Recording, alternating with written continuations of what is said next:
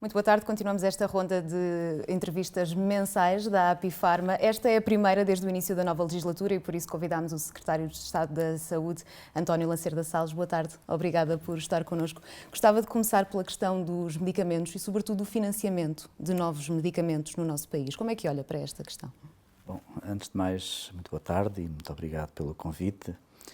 Dizer-lhe que quer o medicamento, quer o financiamento do medicamento é uma área muito importante para este 23º Governo Constitucional, aliás, bem expresso naquilo que é o programa do Governo, desde logo com a alusão às questões da sustentabilidade, nomeadamente a alusão a medicamentos genéricos e a biosimilares, e também a alusão a políticas de inovação e de medicamentos inovadores.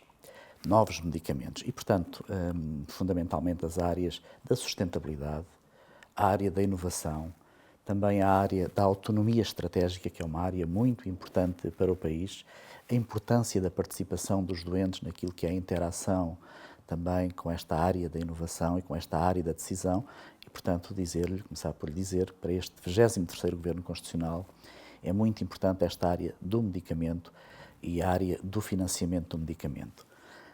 Também dizer-lhe que, nomeadamente na área da despesa do medicamento, tem havido um sucessivo aumento dessa área de despesa, nomeadamente no ano de 2021, quer no ambulatório, quer no hospitalar, houve um aumento da despesa do medicamento, o que significa que há um maior acesso por parte dos doentes ao medicamento, às melhores terapêuticas possível, obviamente com o recurso àquilo que é a avaliação custo-benefício prévia. E, portanto, dizer que temos também, nos últimos anos, evoluído nesta área da despesa, que representa sempre mais acesso ao medicamento por parte dos doentes. Estamos a falar também de medicamentos e de terapias inovadoras. Como é que olha para a questão da partilha de risco entre o Ministério da Saúde e a indústria farmacêutica? A partilha de risco é sempre algo fundamental quando falamos de sustentabilidade. E, portanto, a sustentabilidade tem que se fazer com a partilha entre o Estado e entre a indústria farmacêutica. A área dos medicamentos inovadores é uma área muito importante, é uma área de financiamento. Em qualquer medicamento requer sempre aquilo que é também a demonstração do ponto de vista terapêutico e do ponto de vista custo-efetivo. Eu relembro-me que em 2021 foram financiados 54 novos medicamentos inovadores. Relembro-lhe também alguns dos medicamentos que se foram introduzidos nesta área da inovação, nomeadamente o Kaftrio, que foi introduzido num tempo, não direi recorde, mas num tempo muito baixo, de avaliação 78 dias, em relação aos 180 que normalmente são permitidos. O Kaftrio é um medicamento para uma doença que é a fibrose quística pulmonar, que é uma doença normalmente fatal e, portanto, muito importante no acesso ao medicamento por parte destes doentes, mas também outros medicamentos. Relembro-lhe, por exemplo, o Zolgensma, para uma doença que é a atrofia muscular espinhal, em que através, mesmo antes do financiamento, e é importante dizer isto, mesmo antes do financiamento, através de programas de acesso precoce e de autorizações especiais, foram autorizados cerca de 17 tratamentos de Zolgensma. O Zolgensma é o medicamento mais caro do mundo, são cerca de 2 milhões de euros cada tratamento destes. E depois também relembrar, por exemplo, o tratamento com as CAR T-cells, que são terapêutica celular individualizada para terapia oncológica, também muito importante para os doentes, e, portanto, estes medicamentos foram medicamentos que foram autorizados, a maioria deles, num tempo, como lhe digo, no exemplo do Kaftrio, em 78 dias, num tempo inferior àquele que é o tempo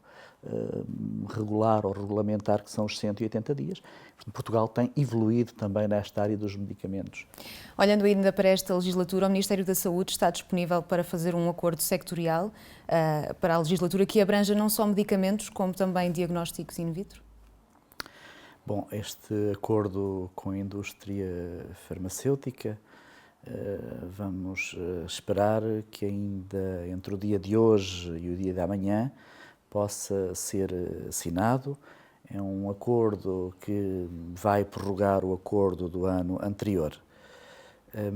Obviamente que se não for nestes 2 dias, garantidamente até ao final da semana será assinado este acordo. De qualquer das formas, dizer que também o Ministério está disponível para, num trabalho mais estruturado, mais estratégico, a partir de 2023, poder estudar tecnicamente com os parceiros, que são parceiros estratégicos, um acordo que será um acordo plurianual. E que tipo de ganhos traz este acordo? Estes tipos de acordos trazem essencialmente ganhos em saúde, porque representam uma contribuição extraordinária sobre a despesa em saúde, sobre a despesa com medicamentos e, portanto, garantidamente que trazem ganhos para todos, ganhos para a população, ganhos para os cidadãos, essencialmente ganhos em saúde, claro está. Falávamos aqui de investimento e destes gastos em medicamentos e em terapêuticas inovadoras, mas se falarmos de prevenção, seja ao nível de diagnósticos, vacinação também, é uma forma de diminuir estes gastos, quase uma situação win-win, quando falamos de visão holística. Por exemplo, uma equipa multidisciplinar entre o Ministério da Saúde e o Ministério da Segurança Social, seria essa uma boa alternativa? Isso tem sido uma das grandes lições da pandemia, a cooperação interinstitucional e a cooperação entre setores. É evidente que sempre que apostamos naquilo que é a prevenção da doença e a promoção da saúde, estamos a ter ganhos em saúde.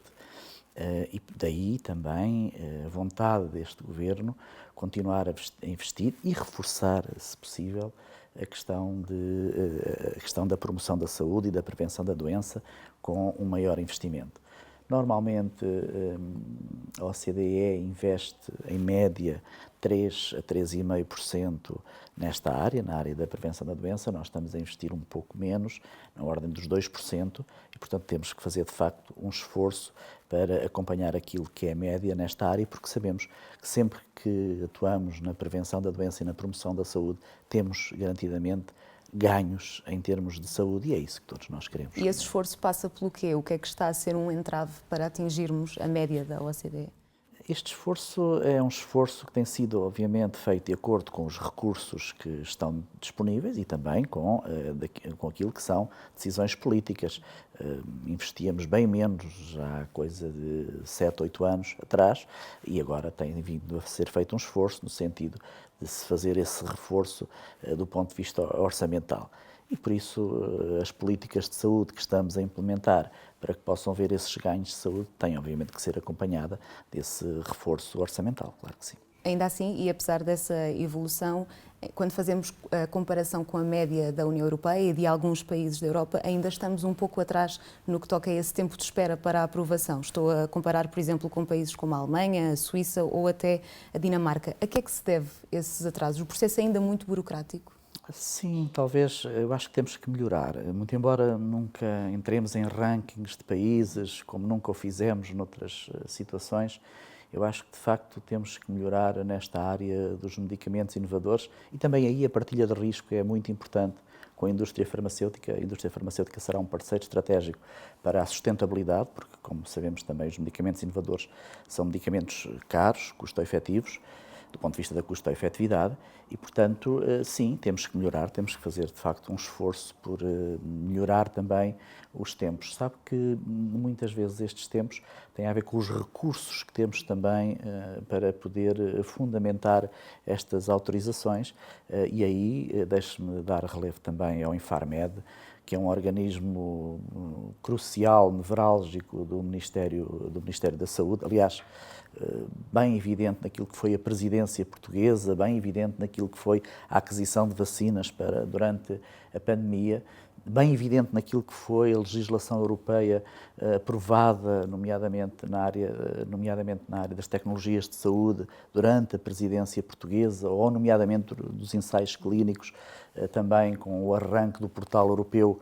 E, portanto, o Infarmed, de facto, e também, já agora, dar relevo ao facto do Infarmed estar cotado internacionalmente, nomeadamente ao nível da agência europeia, como um dos melhores, diríamos, de vanguarda, pertencendo a 10 comitês europeus na área da avaliação do medicamento e, portanto, tem sido, de facto, um organismo crucial e nevrálgico naquilo que é a avaliação do medicamento, quer a nível europeu, quer a nível nacional, precisando, obviamente, de tentarmos melhorar sempre a questão dos recursos humanos, porque sendo uma área de recursos humanos altamente qualificados, é necessário fazer um esforço para que ao nível da carreira desses recursos possa haver retenção e fixação ao nível do organismo, para que possa haver, obviamente, trabalho ajusante deste processo. Já que falou dos ensaios clínicos, seguimos agora a conversa por aí. Se olharmos para o nosso país vizinho, em Espanha, o Hospital de Barcelona no ano passado realizou perto de 1000 ensaios clínicos por ano.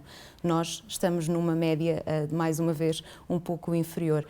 Há capacidade de nos equipararmos aos hospitais espanhóis ou também não quer fazer essa comparação? Há sempre a necessidade de nos compararmos com os melhores, isso é evidente e temos que fazer um esforço por ir sempre melhorando. Em 2021 foram autorizados 144 ensaios clínicos, que representam ainda assim um acréscimo de cerca de 1,4% em relação ao ano pré-pandémico, ao ano de 2019. E, portanto, claro que sim, temos uma agência, a ICIB, fundamental nesta questão dos ensaios clínicos, com parceiros privados e parceiros públicos, e, portanto, é fundamental motivarmos, é fundamental fazermos também um esforço por aumentar o número de ensaios clínicos, porque beneficia quer o país, do ponto de vista económico, quer essencialmente, e essa é que é a parte importante, beneficia os doentes. E beneficiam aqueles doentes que necessitam de acesso a novos medicamentos. E, portanto, é isso com certeza que iremos fazer, trabalhar com a agência, de forma a que quer os parceiros públicos, quer os parceiros privados, em parceria, possam melhorar este número de ensaios clínicos. E nos últimos anos, Portugal tem sido visto lá fora como também um exemplo ao nível da investigação. Essa é uma tendência que acredita que vai seguir nos próximos anos? Sim, repare que nós temos feito parcerias com as academias, com o ensino superior, com a Faculdade de Ciências, e estas parcerias que têm sido e têm envolvido o meio académico, juntamente com aquilo que é o meio operacional, hospitalar, e que são, enfim, os parceiros de terreno, os parceiros mais operacionais, são sempre sinergias que se criam e que levam a que possa, de facto, haver melhoria destes processos. E, portanto, com certeza que a ideia é melhorar estas parcerias para que se possa evoluir neste sentido. E não querendo desviar-nos muito do tema, o facto de termos agora como Ministra do Ensino Superior e também da Ciência uma cientista pode também ser uma alavanca para o futuro. Antes de sairmos da parte dos medicamentos, acho que não podemos ficar alheios, obviamente, à conjuntura que estamos a viver. Viemos de 2 anos de pandemia, agora também uma guerra em solo europeu que ninguém esperava. Espera-se que os custos de produção aumentem e sejam diretamente afetados, seja por questões energéticas, seja por questões económicas. Isto poderá refletir-se nos medicamentos. Teme que os medicamentos mais baratos venham a ter problemas de abastecimento? No mundo global, a única certeza que temos é a incerteza. E a única coisa permanente que temos é a mudança permanente. E, portanto, é muito difícil, perante a volatilidade dos preços, da própria inflação, é muito difícil vaticinarmos aquilo que vai acontecer nos próximos tempos. Relativamente à área do medicamento, há uma certeza, é que esses preços não se vão refletir no consumidor final, porque esses preços estão estabilizados, como sabe. Agora, há sempre o risco, e é por isso é que temos que estar com muita atenção e monitorizar esse processo a montante.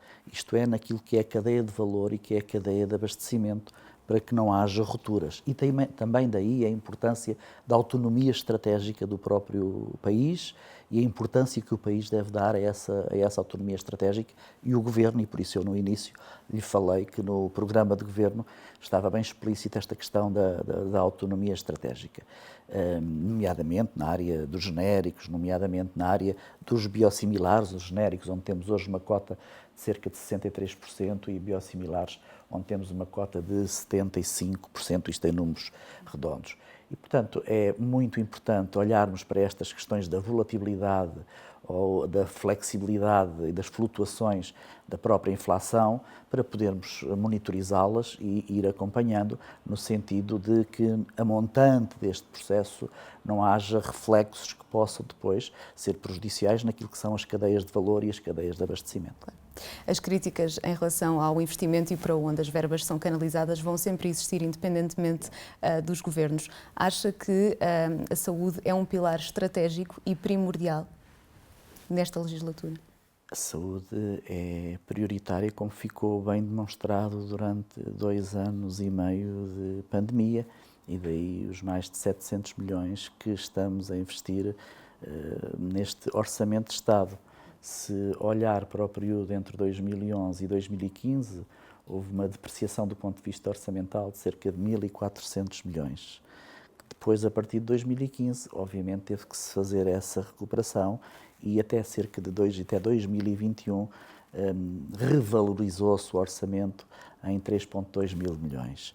E agora vamos-lhe acrescentar no orçamento de 2022 mais 700 milhões e, portanto, estes valores, estes números são mais do que explícitos naquilo que é a prioridade que, do ponto de vista também orçamental, se dá à saúde. Mas não é só sobre o ponto de vista orçamental que temos que valorizar a saúde, porque estamos a valorizá-la com o doente no centro do sistema e, por conseguinte, quer na área orçamental, quer na área da valorização dos seus profissionais, das carreiras dos seus profissionais, quer na área daquilo que é a priorização dos programas prioritários da saúde, da Direção-Geral de Saúde, que é um organismo extremamente importante, como se demonstrou durante a pandemia, e agora na possibilidade que temos de valorizar os programas prioritários da DGS, o Plano Nacional de Saúde, que é um documento, pela primeira vez, é um documento de planificação, é um documento estratégico a 10 anos, 2021, 2030, dá bem para perceber aquilo que é a prioridade da saúde durante esta legislatura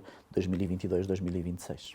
Muitos analistas acreditam que nós já não estamos a viver uma fase pandémica, mas sim endémica, isto olhando para o nosso país, mas se calhar vale a pena olhar para o passado para vermos o presente e, sobretudo, o futuro e tirarmos algumas ilações. Foi criada uma task force para a vacinação e, obviamente, teve alguns resultados positivos, falou-se sobre isso, fez-se um bom balanço, mas muito ficou também por fazer no que toca à atividade não urgente, seja ao nível de exames, consultas e também cirurgias. Olhando agora para trás, acha que teria sido benéfico criar uma task force, no fundo, paralela para toda esta atividade não urgente e não Covid? Bom, nós monitorizamos sempre muito de perto esta questão da atividade assistencial não Covid. Se assim não fosse, quando comparamos o mês de janeiro e fevereiro com o período homólogo de 2021, não tínhamos crescido 38% em consultas presenciais nos cuidados primários de saúde, não tínhamos crescido mais de 15% em consultas hospitalares e não tínhamos crescido mais de 40% em cirurgias. E, portanto, nós, apesar de percebermos e todos sabermos que durante o período pandémico houve uma paragem, por assim dizer, uma suspensão, uma diminuição da atividade assistencial, a nossa primeira preocupação foi logo que pudemos recuperar essa atividade assistencial, recuperá-la a estes níveis que lhe disse. Mas não basta recuperar a atividade assistencial, é de facto preciso acelerar essa recuperação, porque temos patologias extremamente importantes onde queremos ainda acelerar mais, o caso da patologia oncológica, dos tumores, o caso dos rastreios, onde de facto temos níveis de adesão que têm também crescido neste momento a níveis pré-pandémicos, por conseguinte, ao ano de 2019, e é esse esforço que coletivamente temos todos que fazer para acelerar e recuperar a atividade assistencial não Covid. Esta semana estamos também a assinalar a Semana Europeia da Vacinação. Em termos Covid, nós fomos exemplo até lá fora pelas elevadas taxas de vacinação e também pela adesão dos portugueses a esta vacinação contra a Covid-19. Em relação a outras patologias, o Portugal segue a mesma tendência? Sim, como sabe, sim. De facto, também não querendo fazer rankings entre os países, porque utiliza-se para uma situação e utiliza-se também para as melhores situações, dizer-lhe que, de facto, em termos de Covid, é o que todos nós conhecemos. Temos hoje uma taxa de cobertura de esquema vacinal completo de 93%, doses de reforço a nível nacional continental 63% e acima dos 60 anos 93%. E, portanto, são estes os valores em termos de vacinação Covid. Dizer-lhe também que, em termos de PNV, de Plano Nacional de Vacinação, as taxas de cobertura ainda são superiores. Andam entre os 95% e os 99%, nomeadamente em relação à introdução de novas vacinas, a meningo-B e o papilomavírus para homens acima dos 10 anos, onde também as taxas têm sido muito altas e de cobertura. Porque, de facto, Portugal tem uma razão, eu diria quase que histórico-cultural, para estes níveis de vacinação, e que de facto alguns países não têm, mas isso é muito bom e é um motivo de orgulho, sinal que fizemos um grande investimento naquilo que é a informação, naquilo que é a literacia das pessoas e que as pessoas, o povo português, aderiu e adere completamente a estes processos de vacinação, com os bons resultados e as boas coberturas que atualmente vemos, sendo que muito em breve sairá também um relatório sobre a questão da cobertura vacinal e outras questões do PNV. Durante esta semana ou a próxima semana teremos relatório sobre essa matéria. Temos vindo a falar também de desafios, já que esta é a primeira entrevista desde a entrada em vigor da nova legislatura. Quais ou qual é que acha que serão os principais desafios para estes próximos anos? Este governo tem uma visão clara, aliás, bem expressa num programa de governo, aliás, também sufragado pela maioria dos portugueses, como é do conhecimento, e é uma visão, eu diria que ambiciosa, que transformadora e até reformadora daquilo que é a área da saúde como prioritária. E obviamente que a primeira grande prioridade será poder assumir aquilo que é a melhoria do acesso ao Serviço Nacional de Saúde. O Serviço Nacional de Saúde sempre como o pilar central do Sistema Nacional de Saúde. Dizer também que queremos melhorar aquilo que é a eficácia e eficiência ao nível dos hospitais públicos, dando-lhes maior autonomia e maior responsabilidade, alargar também algumas áreas, como a área dos cuidados continuados e a área dos cuidados paliativos, e também podermos, na área dos cuidados primários, melhorar aquilo que é a cobertura universal que pretendemos para os portugueses. Prosseguir, nomeadamente, o trabalho de revisão das USFs, para que se possa garantir a cobertura de pelo menos 80% da população portuguesa, construirmos novas unidades hospitalares que são conhecidas, desde Lisboa Central, Seixal, Sintra, no Hospital de Évora, e também apostarmos em reformas, aproveitando aquilo que são as ferramentas que poderão estar ao nosso dispor, nomeadamente o PRR, com mais de 1.300 milhões de euros. Portanto, temos que executar bem esse PRR e muito há, de facto, a fazer, e não queria deixar de relembrar aquilo que é um documento também enquadrador, por assim dizer, que é a regulamentação da Lei de Bases de Saúde através do Estatuto do Serviço Nacional de Saúde. E, portanto, o nosso programa é um programa ambicioso, como digo, transformador, a vontade política é grande, esta equipa está com baterias novas, com energias novas, com uma nova ambição e, portanto, é assim que queremos continuar durante esta legislatura. Dr. António Lacerda Salles, muito obrigada por ter estado connosco nesta entrevista, esta que é a primeira desde a entrada em vigor da nova legislatura. Acho que ficaram aqui bem explícitos os desafios que tem para o futuro, mas também os objetivos, uns mais ambiciosos do que outros, e sobretudo que vale a pena compreender o passado também para olhar para o presente e também para o futuro.